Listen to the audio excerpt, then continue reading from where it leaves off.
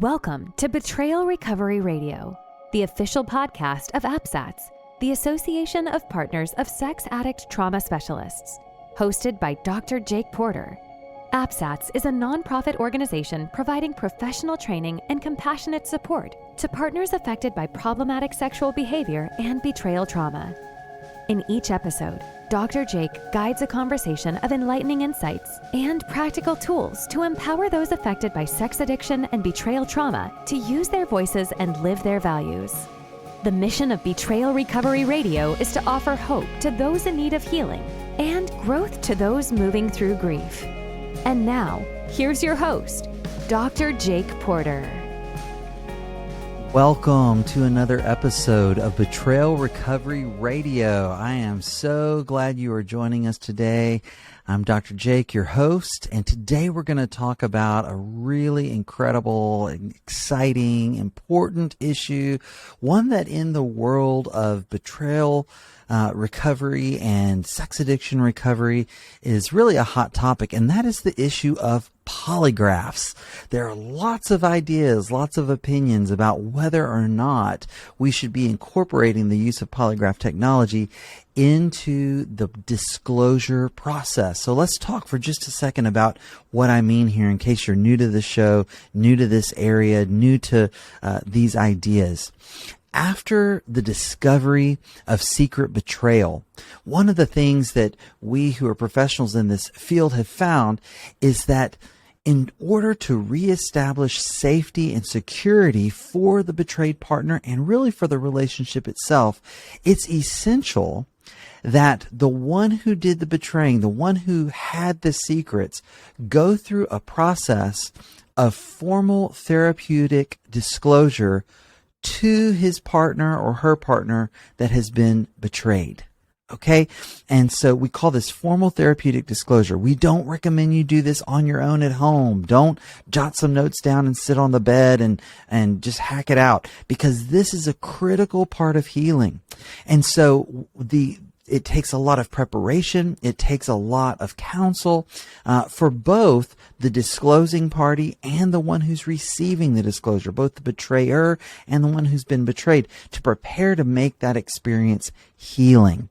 And so one of the first, in fact, the couples that I work with, I tell them that first goal post that we're trying to reach, that first marker in this journey toward healing and recovery from betrayal trauma and sexual addiction, is this disclosure process being done and being done really well and in a healing way. Now, the debate is, should we use polygraphs or not in this process? And some of you who may be new, you may be thinking, polygraph? Use a polygraph? That sounds over the top. That sounds crazy. That sounds cruel. That's heartless. That's mean. Or some of you might be thinking, oh, that's a great idea. Absolutely. Sign him up for that. Sign her up for that. Well, okay, let's back up. There are a lot of ideas out there. There are a lot of opinions out there. I've got respect for colleagues who are really across the spectrum on this issue of polygraphs, but it's a big deal. And so today I'm really excited to have as my guest Stephen Kabler. Now, Stephen has worked with numerous law enforcement agencies throughout Texas, and he's the primary polygraph examiner for the criminal investigations and internal affairs bureaus for the Harris County Sheriff's Office. That's the basically Houston metropolitan area. So that's a big gig. He specializes in sexual addiction polygraph examinations, and he has conducted over 10,000 disclosure and maintenance sexual addiction polygraph examinations. He and his associates are well respected, highly trusted. People fly in from around the country just to get their exam done with him. He's a member of the American Polygraph Association and the Texas Association of Polygraph Examiners. He's a licensed Texas polygraph examiner, and he really does great work. You'll enjoy this conversation with Stephen when we get to it here in just a moment. But before we go there, I do just want to remind you about a few exciting things that APSATS has coming up. Again, if you're new to this podcast, new to this whole world of betrayal trauma, APSAT stands for the Association of Partners of Sex Addict Trauma Specialists. And there are a few things going on with APSATs that you need to know about. The first is the IRCM training. IRCM stands for Early Recovery Couples Empathy Model. And this is a training that Carol, the coach, the former host of this show, and I are teaching together, with APSATs as the host of this training, and it's for professionals, clinicians, coaches, religious leaders who work with couples who are trying to heal from betrayal. And so that is coming up on March 28th, 2022, just a few weeks from now. And you can go to apsats.org to find out more about that and sign up for that. Also, further out, so you can plan a little further out, in June, 2 important trainings coming up. The Multidimensional Partner Trauma Model Training, which is APSAT's signature training on partner trauma, is going to come up in June, as well as their religious leader training for those religious leaders, leaders of faith-based communities who want to be more prepared, better equipped to support and walk through this process with those under your care who've experienced betrayal. Check those out at apsats.org. One last opportunity I want to share with you. Daring Ventures, my practice, and we are hosting the 2022 Choose Connections Summit, a fully online event with 25 plus speakers, all talking about how to move forward toward healing from betrayal and sexual addiction. And that is a free event. And you can go to chooseconnectionsummit.com, chooseconnectionsummit.com to claim your free ticket to that. Okay, I just wanted to let you know about those opportunities. And now, without further ado, I want to turn over to my conversation with Stephen Kabler and talk about the issue of polygraphs. I know you'll enjoy. Well, welcome, Stephen, to Betrayal Recovery Radio. Thank you for joining us. Thanks, Jake. I'm excited to have you here and introduce you to our viewers. It's good to have you, my friend. So, hey, to kick this thing off, why don't we start out and just let you share a little bit about yourself, and if you don't mind, give them a little bit of your background before you started doing what you're doing now. Okay. Yeah, so I originally, a lot of life happened, right? So that's a whole long story that's really not important or valuable to us. Early 30s, ended up in, I don't remember, 30, 31 maybe, ended up in the military for a very, very short period of time, ended up in Iraq and get blown up over there. Broke my neck in a couple of places. So I'm in a lot of surgeries for about a year. During that time, the military was paying for me to work on my master's, and that one of the very first classes that I took, there was a guy who was an ADA here in Houston, Texas, and he was talking about this old man that was doing polygraph for 37 years, and I was feeling sorry for myself, man, sitting here all bound up in the neck and everything, and wondering what in the world am I going to do with the rest of my life, right? And, man, that topic came up, and I was really intrigued. And long story short, I asked him to introduce us. He did, and here I am today. And so I ended up, to my own surprise, I ended up in law enforcement shortly after that. They told me I was never going to be able to do anything physical again, and I could not accept that answer. So, so I did, and I ended up in law enforcement. And I was doing polygraph for them right from the get-go. So those things kind of mended together all at the same time, knowing the right people at the right time. So I did law enforcement first for just a short period before I started getting into the private sector, right? And so kind of it started out just after work, right, after hours.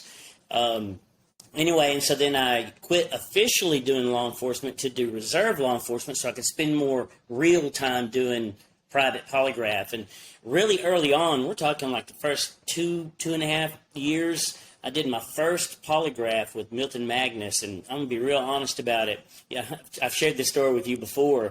It was an aftercare maintenance. They're called many different things depending on which program and whatnot. But and the guy had, and we'll talk more about this kind of thing later, but, he was a porn and masturbation only, and not to minimize that, obviously, right? Sure, of course. Something I would learn in time.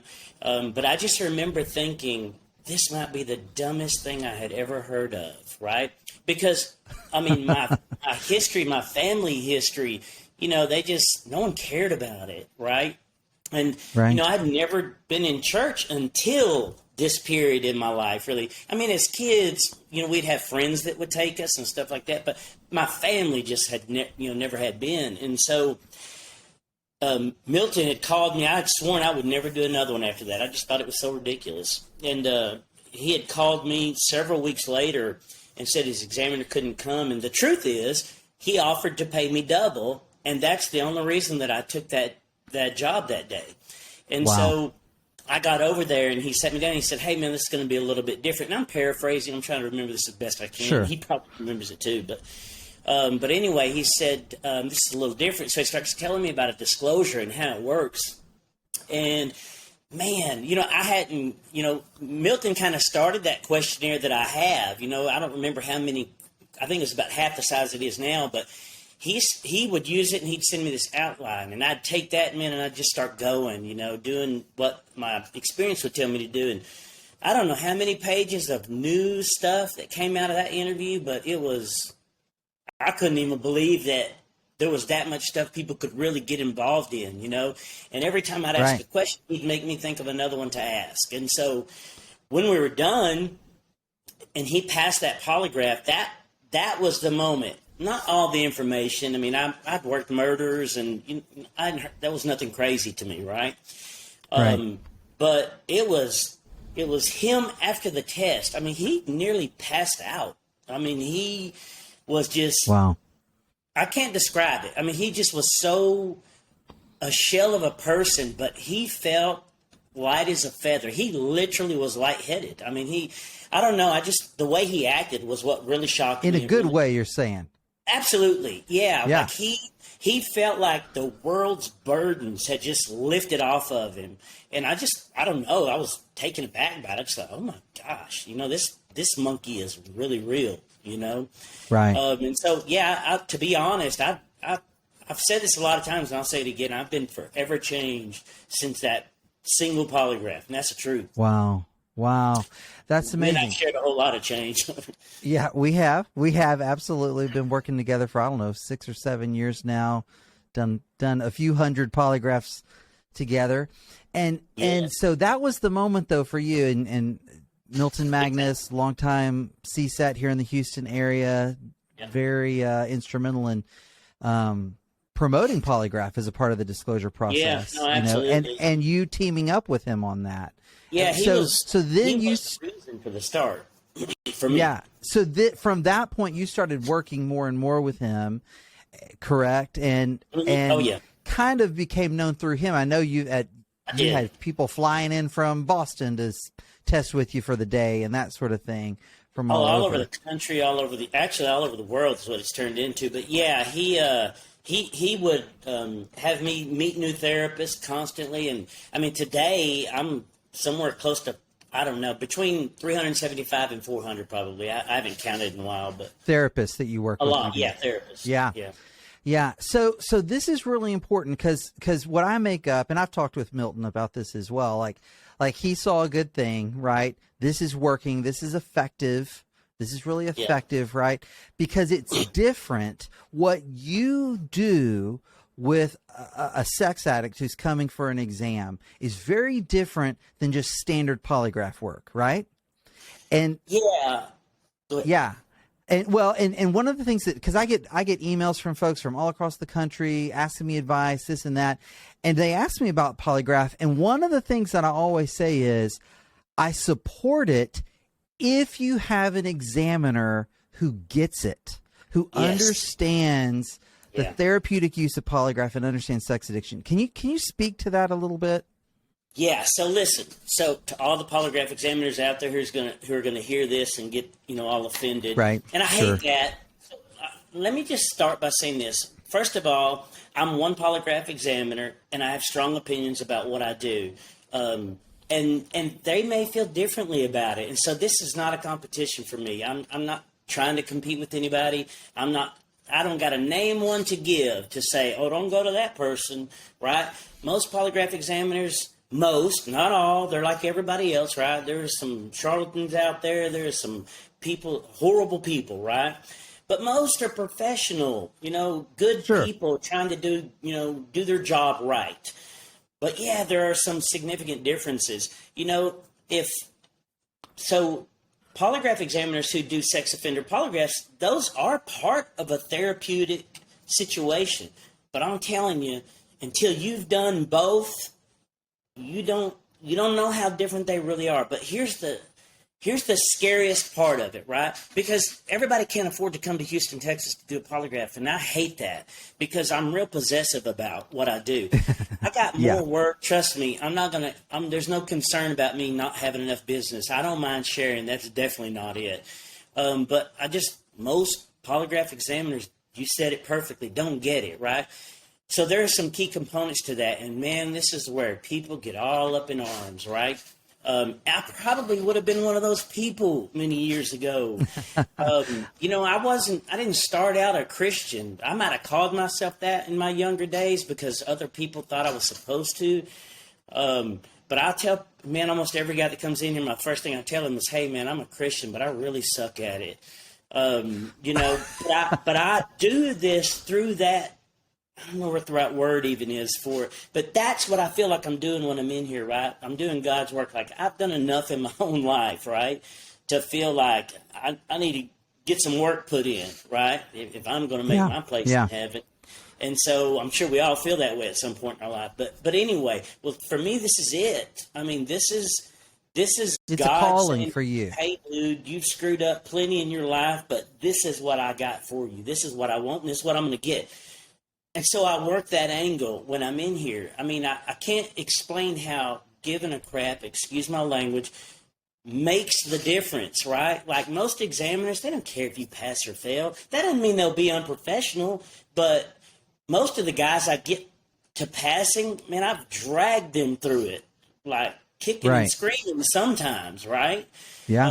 The guy sitting on the desk, sitting over here, needs to care about your sobriety, man. He needs to care that you know a life where you don't have to worry about, leaving your phone on the counter and the stress and all of what comes with that, right? What's the other part of this? Their marriages. I know you care about their marriages. So I have this phrase I like to say to guys, right? Man, and I mean this. So you want your marriage to thrive and not survive, right? I like to make up these little cool sayings all the time, right? But I mean that. I mean, we can all do just bare minimum of sobriety, and you might stay married, maybe, right? But what kind of marriage will you have if sobriety's all you know? So there's so much more to it than just sobriety. And so that's a whole side of this thing that I can't even help it. It just comes into this, right? I have to tell people all the time, I'm not a therapist, right? So I have to be real careful what I'm saying. But when you work with 400 therapists, man, you get free therapy every single day, right? And so, I mean, I use this in my own house. My marriage is, I can't even put words to it, but I just have a great marriage. And I've had many failed relationships in my history, and it's because I didn't see all of this. I didn't see, what it was to be a good husband and a good man. And so, do you have to be a Christian to be a good polygraph examiner? You don't have to be. Man, it sure helps. Well, okay, I appreciate that. And what I see you do, Stephen, because I have had clients who've gone to see other examiners, okay? Sure. And here's what I notice the difference is.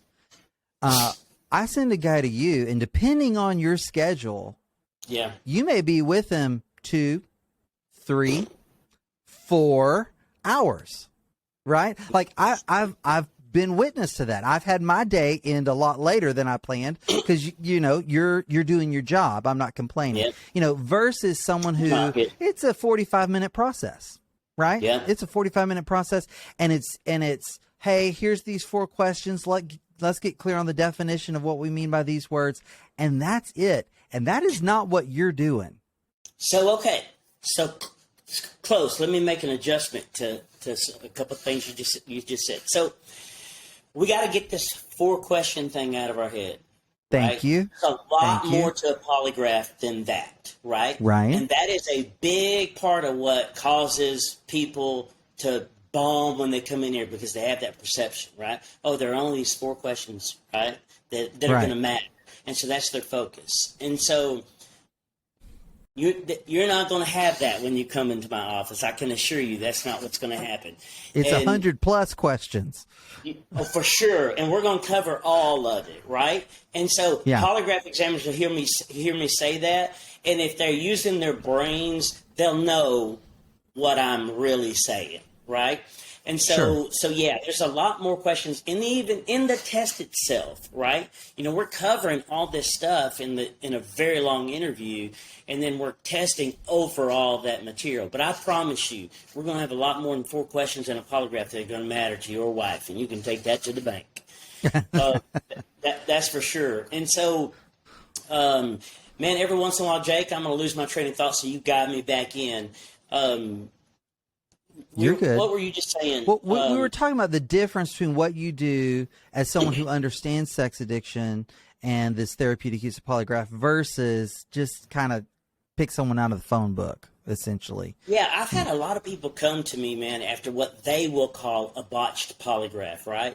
And I get why polygraph examiners would be offended by that, especially if they fundamentally do the process right? And I can tell you that I could fundamentally do the process right and never help a soul. That's a guarantee, right? There's so much more that has to go into this kind of polygraph than just fundamentally, following the rules. There's no question about that. At a minimum, you must do that, right? And I think most polygraph examiners probably do. So, again, I'm not saying that, other polygraph examiners aren't as good at doing polygraphs as I am. I'm not trying to sell that to anybody. But you have to do more than just follow the rules when you're in here. That's got to be the bare minimum, right? There's a lot of work to get done. And so I think now I know where I lost myself a while ago. You had mentioned about 45 minutes. I wish that were true. I wish a regular polygraph ended in 45 minutes. I'll tell you this. The most basic of polygraphs, for me, there are people that just take a lot longer to do them. Some of us are faster, some of us are slower, but I will tell you that an average polygraph is going to probably take, even an aftercare, which are typically significantly shorter, right? They're going to take an hour to an hour and a half. The average disclosure on the low end, the low end average disclosure is about 2 hours, right? Right.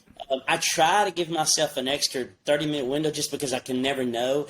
And what I'm noticing is the better I get at these, the longer they're taking. And so you'd think the better you get, the shorter they're going, but I just, more and more detail I think of all the time. And I think this is a really important thing to say.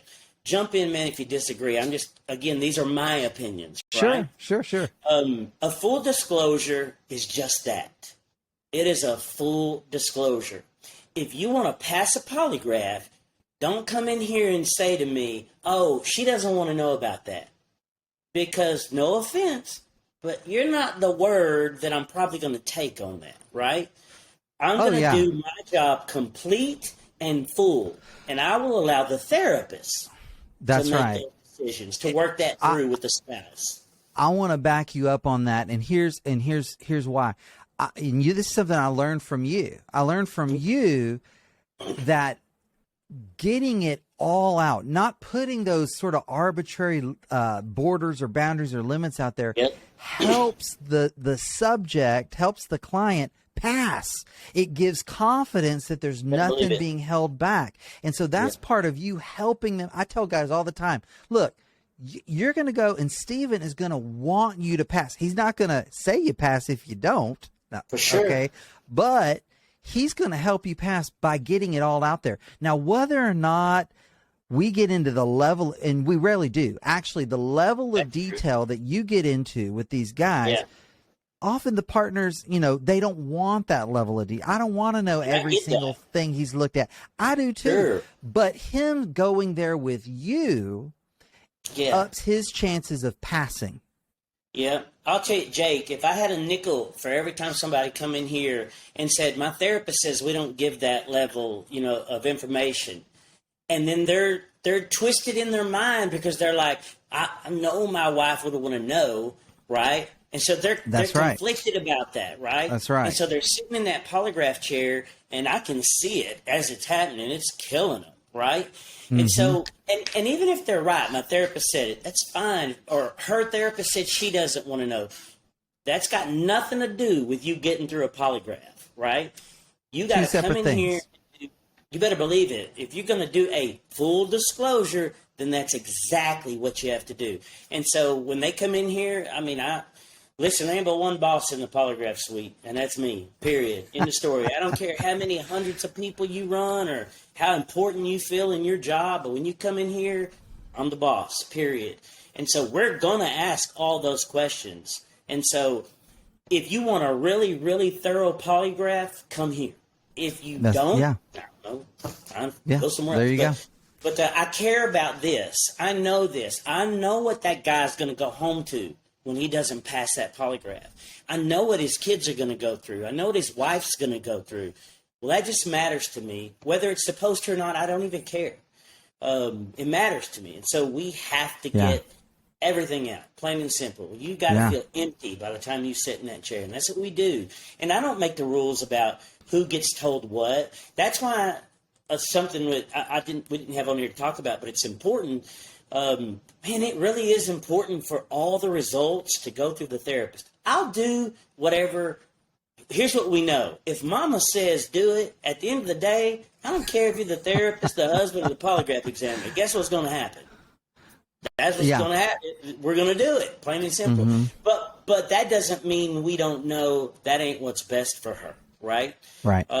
It's not best for her to have this information to sit and open and look at all day, and it's and just to be clear, we're talking about a level of detail that's beyond just what happened, but like truly painting a picture, right? And that's what it's not about withholding anything. It's not that we want to go, oh well, she's too weak for that. No, it's not that. It's just not putting them through creating additional trauma. Really, I'll tell you the only things, Jake, that I don't ask, right? Unless a wife specifically has it in her questions, I don't ask the name of a hotel because why in the world does that matter, right? But if it does matter to her, then they're going to let me know that, and I'm going to ask her. I'll never tell a wife no. I may not like questions.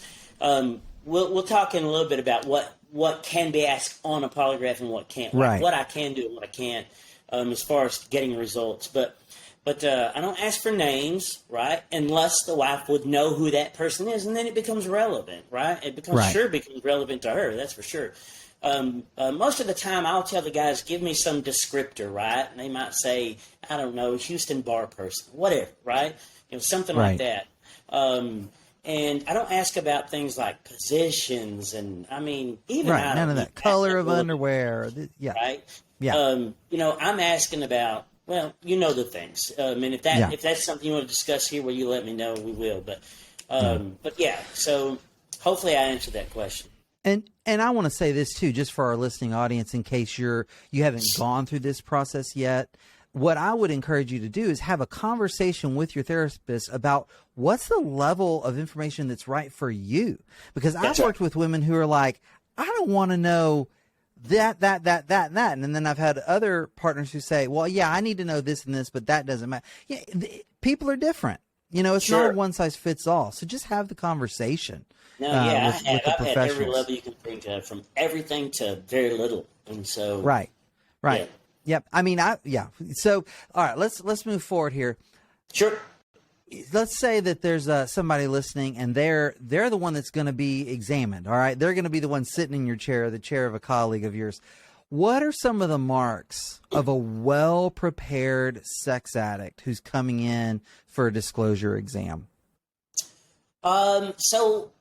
First, I would say everybody's different, and every disclosure is different. I swear there are no two disclosures that are the same. Sure. And so, when you're doing what I'm doing, you look for those things that you've seen hundreds of times, right? Now, 8 out of 10 times, if I see this, I know that this should follow. And so that's what helps me know what to ask, right? But that doesn't mean it will. I mean, every guy is a little bit different. And it's been the most surprising thing over the years is where guys have drawn lines, right? Where, a wife will often have, no, there's just no way. Yeah, there is. I mean, there are some strange places where guys will draw lines that they just don't go past. Yeah, and, thank you you'll for be that. asking, well, if you did that, why in the world, why draw the line here? But it just happens, right? Sure. But to me, a well-prepared exam is simple. I don't care how different they are one from another. When he and I have gone through everything, and I am not, I review everything with them. I don't rewrite every detail, but I do rewrite the majority of the big stuff, right? And so if 90% of what I'm putting in there doesn't have a highlight on it, meaning this is brand new, that's a well put together disclosure, right? Right. When I get, just as one example, right, affair partners, and there's just very limited information. If you think your spouse doesn't want to know all the details of that, you're crazy. Trust me, she will. 9 times out of 10. But I'll get very little information about it. And then a guy will come in here and they'll say things like this, right? Like, man, we're talking 30 years ago. Yeah, nobody wants to hear that. That's why it's called work, right? You have to be the one to take it serious. You have to care enough to sit and think that through, right? Right. And so I don't feel bad for a guy who says, man, I have a bad memory. If I had a nickel for every guy that says that, put the work in, period. Well, and here's something else you taught me, Stephen. In fact, I think this is in the instructions on the questionnaire that you have guys fill out ahead of time, that the standard here is their best honest guess. Got it. Right? Yep. And I tell them, look, that machine is not omniscient. The machine does not know all. It does not measure truth. It's measuring truthfulness, right? Yeah, it measures what you believe to be the truth. Right. Yeah. And so we talk, if I say it once in here, Jake, in a polygraph, I say it 1,000 times. I get it. Your best honest guess. That's what we're asking for. He says, I don't remember. No, but you have an idea, right? Right. And I'll say to them, I get it. Wife wants to know clearly, was it 2010? But you can't be 100% certain. But you can think of enough things going on in your life at the time that you can close it in to an area, which leaves us with what? There's a big difference in accuracy and honesty. Right? Honesty isn't always accurate, but it's still a truth. It is the best honest truth I can give, right, to the best of my memory. So I don't expect, no matter how hard they work, and they should work, but no matter how hard they work, they may not ever come to complete accuracy. That just may never happen. But you can still tell a whole lot of truth in that inaccuracy. That's for sure. Absolutely. Yeah. And so this is actually a great segue to the next thing I want to ask you, which is, a lot of couples are surprised. I mean, we do 1 or 2, sometimes 3 disclosures a week out of our office here, with you. And so a lot of partners are surprised when they start this process that they have work to do to prepare as well. Yeah. Right. They've got work. So I want to talk about how partners can prepare. And I think a big part of that is understanding what polygraph does and does not do. Yeah. Okay. So can you kind of unfold that for us a little bit? I can. So I tried to make a little bit of notes about some stuff that I wanted to touch on that. So the difficult part for me with the partners is the therapists have to do most of the work with them, right? I don't really get to do a lot of work, but I can tell you the things that can make the difference about the polygraph. So this is a big thing. I want to throw another subject in with this because I think it's part of what matters, right? You had asked one of the questions on here, when to do polygraph. There's always this big debate about do polygraph before or do polygraph after disclosure, right? Right. Well, these two topics for me go hand in hand, right? And so I'm going to address both if you don't mind. Yeah. So I have. And hold on, just to clarify. Hold on, just to make sure our listeners understand. You're talking about do they take the polygraph, they've prepared the disclosure, they take it with you, and then they share it with their partner, or do they prepare the disclosure, share it with their partner, and then take the polygraph? And so I just want to make that clear. Okay, go ahead. So I wrestle with therapists about this all the time. It's really frustrating on my end because I feel like I'm the only one that can truly know what is better with regard to that. Not therapy. I'm not challenging that whatsoever. And so I work with about, I'm going to guess, I don't know, therapists out of just the northern states. They tend to, and this ain't a South thing for me. I could care less. Business, wherever it's at. But it just happens to be that the large majority of those therapists in the South do the polygraph after the disclosure, and the ones in the northern states, I'll tell you, I'm serious, the ones in the northern states are typically doing, and I don't know if it's that they're going to two different schools or... That's so interesting. I did not know that. Absolutely. There's like a line that gets drawn, right? Okay. And so I've worked both. And in the beginning, I didn't have a dog in the fight. I could have cared less, right? I mean, to me, you tell the truth one way or another. But there has been so much fallout with the polygraphs that are done before. Listen, therapists are just like polygraph examiners. There's a lot of ego that goes on. Come on, no. No, it's shocking, right? Hey, trust me, we're the worst, and I'm not innocent, right? And so, but I'm the one that catches most of that fallout, right? And so here's what happens. If you do the polygraph prior to the disclosure, this is what happens. And I know the theory is, well, if they fail the polygraph, we just cancel the disclosure. I'm not going to argue with whether that is a good or bad thing. I don't personally like it. And I can assure you, Mama ain't gonna like it, right? But but at least I understand what the therapists are saying. Hey, we'll avert that damage, right, until they're ready. Okay, I understand. But here's where, so I get that, and I say to them, okay, right, I hear what you're saying. I'm not arguing. So I see this as either way when something bad happens, right? Either one is negative. But there's one that's a lot more negative, a lot more damage is done, right? And so to me, that's what this is about. Doing the polygraph before, when it goes bad, there's a lot more damage, right? Actually, let me say this. When it goes good, there's a lot more damage. And here's why. Guy comes in, he passes the polygraph, right? Now, she's asked questions prior to, but here's the reality. She doesn't know what she should be asking. She's got no idea. Right. Because she doesn't know what his whole truth is. Right. So after the polygraph, she comes up with these questions that aren't standard questions. They're not. I couldn't even possibly know they exist. Right.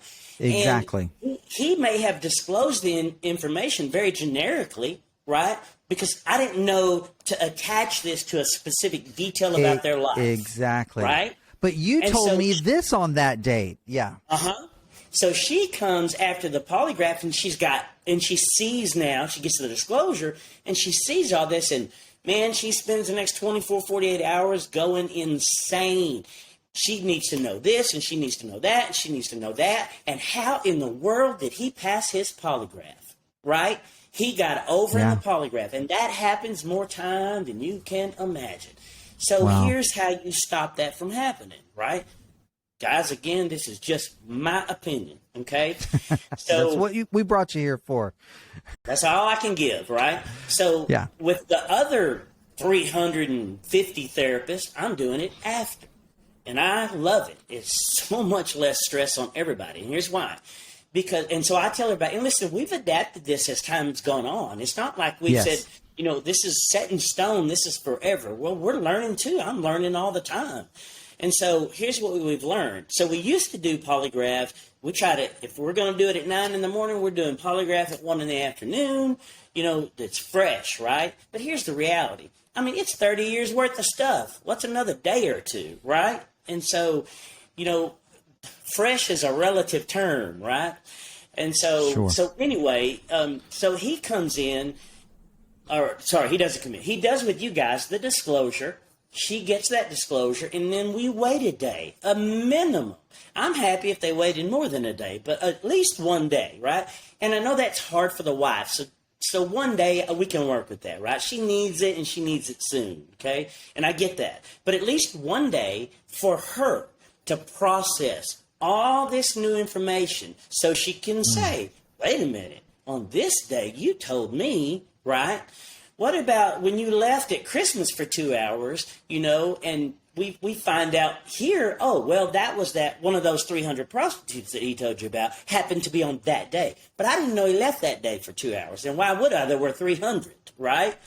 And so, but she's the only one that will know that important information. So she gets all her questions get answered at the polygraph, right? She gets confirmation on everything she wanted to know, right? Important to note, it's good when she comes up with those questions for him to have a chance to answer them before he comes here, right? Remember, this is the most important thing that I think gets lost in polygraph. My job is not to pull a disclosure out of your husband. My job is to confirm that he's done it right himself. If he never sees the questions, then I am now doing the therapist job and I'm doing a disclosure with the guy. That's not what my job is. I end up doing that a lot, right? But that mostly happens, like in our case, that mostly happens because they simply didn't do all the work. And you can only, you can only make a guy do so much at the end of the day. And so it's coming here and, guys walk in and, they're looking around the room and like, oh my God, it just got real, right? And so a lot comes out because of that, right? And so, but anyway, I think it's a real important thing to remember is that my job is not to pull the disclosure out of your husband, though I will do that if that's what I have to do. And that's what I do end up doing a whole lot. But you were talking about, being prepared and being properly prepared. I should really be doing nothing but confirming that the information you've given is correct. That's what I should be doing. Unfortunately, doesn't end up being the case. But that's not as much the therapist's job. Oftentimes that is the guy you can't make them do the work. That's right. So, that's right. At You're the end of the day, if this is all, then... Yeah. And I mean, we here, our team, here at Daring Ventures, we want guys to be prepared and we'll do our best. And there are still those guys who it doesn't get real to them until they're sitting in front of you, and they see that chair and all the straps and all, all of that. And then it's like, okay, it's go time. That's part of the process. So just to kind of reflect back to you, you're saying, it can be done either way, but in your experience, share the disclosure, give the partner time to process, come up with those clarifying follow-up questions, give him a chance to answer those, then send him over there with his disclosure and the answers to her questions and let you examine all of that.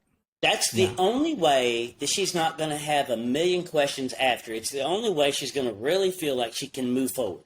And that's what disclosure's all about. It's getting to move forward, right? That's right. And just if you're doing it's so important. Disclosure before, that often won't happen. Okay. Right, because I'm glad you said that, just to kind of bring it back to, this is the APSATS podcast, and APSATS has the multi-dimensional partner trauma model with 3 phases of healing of the trauma. And the first phase is safety and stabilization. And I understand that disclosure is a part of that first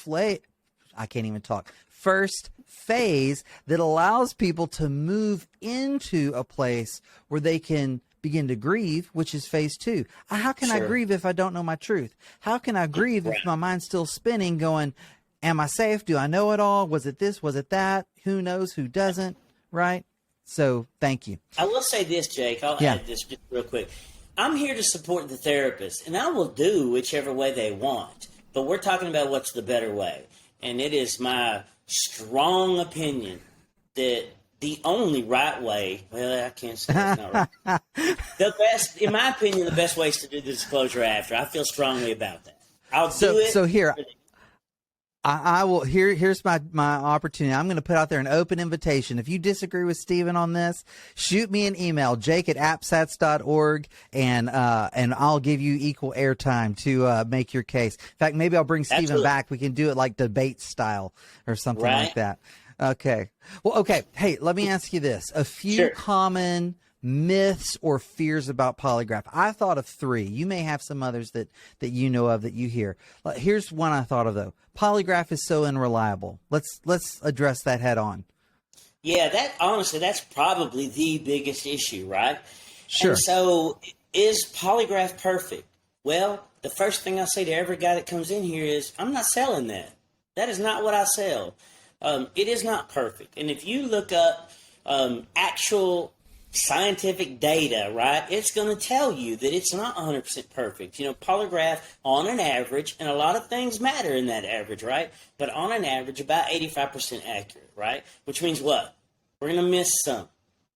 That's horrible. Mm-hmm. It's terrible, but it is also the truth. That's our reality, right? But let me say this. People talk about eye detect and all that stuff, and I know, boy, I'm going to probably really catch it about this. But they've come and they've tried to sell it to us. Here's the thing. I think they were selling it to us for $5,000, and we went through a whole class about it.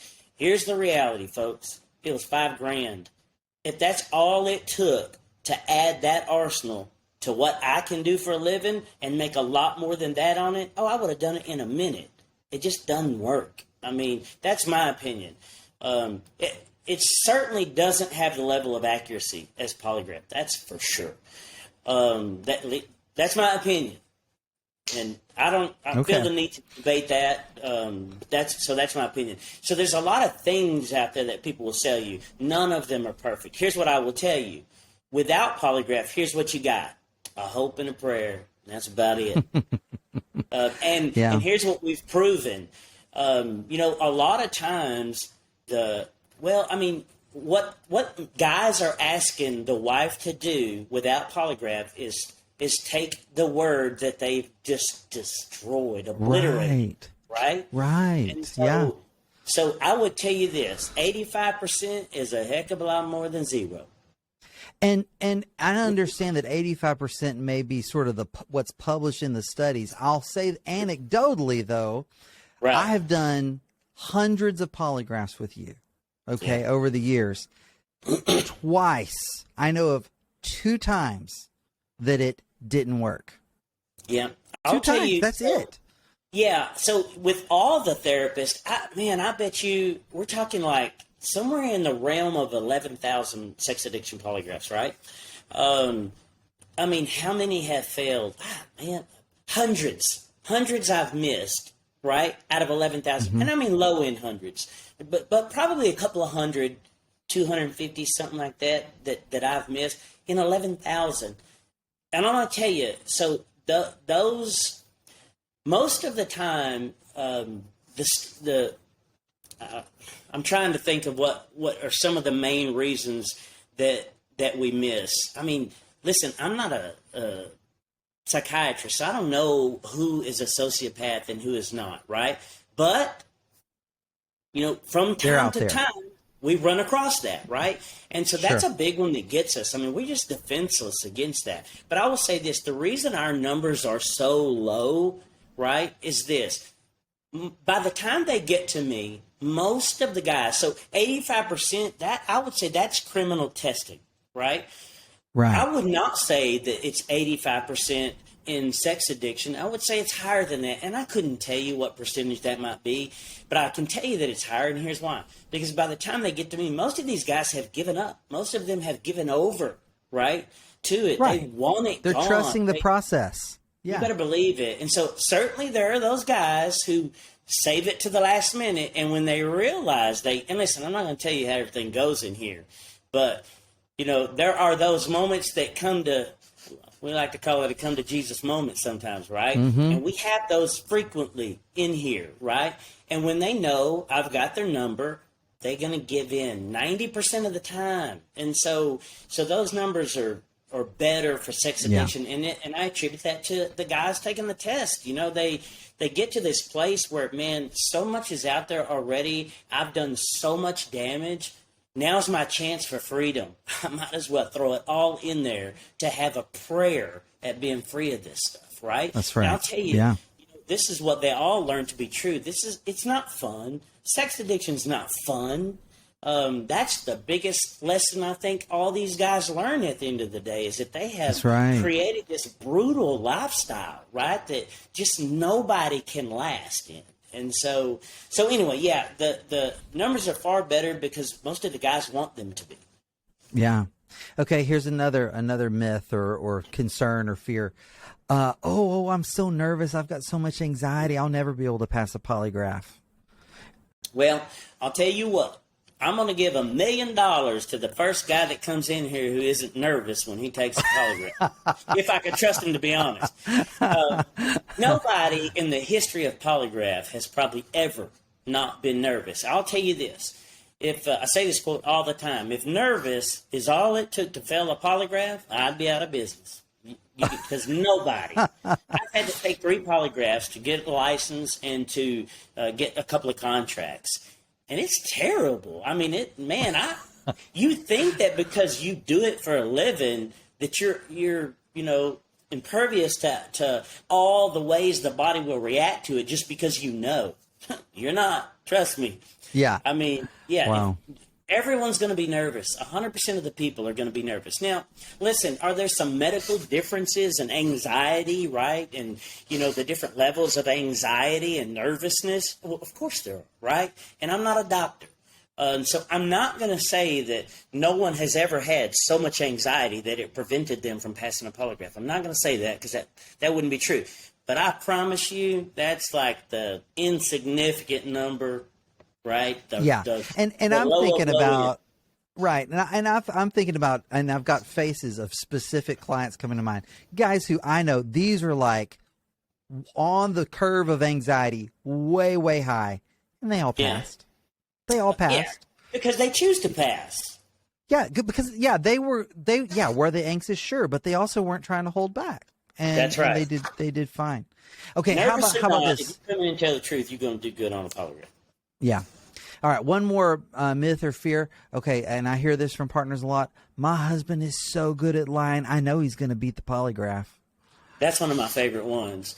And so every time I get to talk to the wife, I say the same thing to him. If I had a nickel, Lord, if I had a nickel for every husband, I'll tell you what, we got quite a world out there with all these championship, expert liars that could pass a polygraph. It's a wonder we're not got a million spies right here in the United States. But it's a natural thing for the wife to say that. And let me tell you what she doesn't realize, right, and she's going to be learning all this over time, right, is that the husbands haven't fooled them nearly as much as they thought. Most of the time, they let their heart tell their brain's lying, right? Most of the time, they've had these weird feelings that they just didn't trust, right? Because their heart said, no, they would never do that to me, right? And so they were deceived. That when a guy's had, most of our clients, we have some that are 2 and 3 years, 5, 6 years, but that's really not the majority. Unfortunately, we don't catch a lot of them that early. These are 20 and 30-year marriages, right? Who couldn't be an expert at anything in 30 years? Not an expert at lying, an expert at lying to you, right? He knows just how indignant to act, right? How angry to pretend to be, He knows everything, how to look or, just how to fool you because he's had year after year after year to hone that skill. But when he comes in here, he's just another average Joe. That's good. That's a good point. I never even thought about it like that. It's all right, true. man, we're about to wrap it up. I want to ask you one last thing, though. This kind of brings it full circle to where we started. I know because I hear from the guys when they come back from your office and they say, man, that Stephen guy, I was scared when I walked in there, but he was all right. And he really talked to me and he really shared with me. I know you care about the clients who sit in that chair across from you. Let's just say you got some future clients out there listening to this, coming to see you. What do you want them to know? Do you got some words of encouragement, advice, any sober warnings to give? Man, here's all I can say to every single one of them. Man, we're being given opportunities here, right, that we don't deserve, we haven't earned, and we can't deserve or earn, right? Wow. Yeah. For a woman to give a second chance to a man who's done the things that we have, just what incredible people. We wouldn't do it. Men wouldn't do that, right? Women have such capacity to forgive. It truly is amazing. It really, really is. Oh my God, you're given a lifeline. Take it, right? I am not here to hurt anybody. I can assure you of this. I will be no one's obstacle. Not happening. I'll drag them. I'll lay down in the mud for them to walk on if that's what it takes to get them to a passing polygraph. I assure you that. But let me be real clear about something. lie to me, it's going to be a bad day. Plain and simple. That ain't what I want. That is not what I want, man. I want every single one of these guys to pass, because passing means possibly saving your marriage and absolutely knowing true recovery. Wow. That's for sure. That's right. You know, passing a polygraph's the bare minimum, guys. That's the bottom. That's where we That's start. Right. I tell the guys, you come back with a past polygraph from this disclosure, that's not the finish line. You just qualified for the race. You just qualified for the race. Yeah, the work. I tell them every single time, man, hey, the work just begins today, right? Sobriety is the platform you stand on to start. That's right. That's right. Yeah, it's good. You know, I think about my own recovery as someone in recovery myself, and how at the very beginning, when I got honest, when I embraced rigorous honesty, that I finally felt what integrity was. Because in my whole life, because I had secrets going back to my childhood, in my whole life, I'd never known what integrity was until that moment. And I remember thinking, I never want to give that up. For sure. It feels I see so many good. guys I never want to find give it up. that moment, Jake. I see so many guys find that moment. You know, big, burly, manly men just break down, you know, because for the first time, you know, they want to celebrate, man. You know, I have to remind a lot of guys when you leave here, hey, she's not over there waiting for a party, bro. That's not what she's looking for. She's devastated. Yeah. So. Yeah. Well, Stephen, thank you so much for a great conversation. I appreciate you and the work you do, my friend. You do a good job. We can create more good or bad than good. So, always good working with you, man. You're one of my favorite therapists. I love doing work with you. All right. I think we all work together well. Yes, sir. Yes, sir. Have a good one. You take care. You've been listening to Betrayal Recovery Radio, the official podcast of AppSats. If you've received help or hope from this episode, I encourage you to share it with someone you know. If you've not yet done so, please subscribe to our podcast on your favorite listening platform. Thank you for joining us. I'm Dr. Jake Porter, and you can always email me directly at jake@appsats.org. I'd love to hear your ideas, questions, or comments about the show. Until next time, keep choosing to use your voice and live your values. It's good for you and for this world.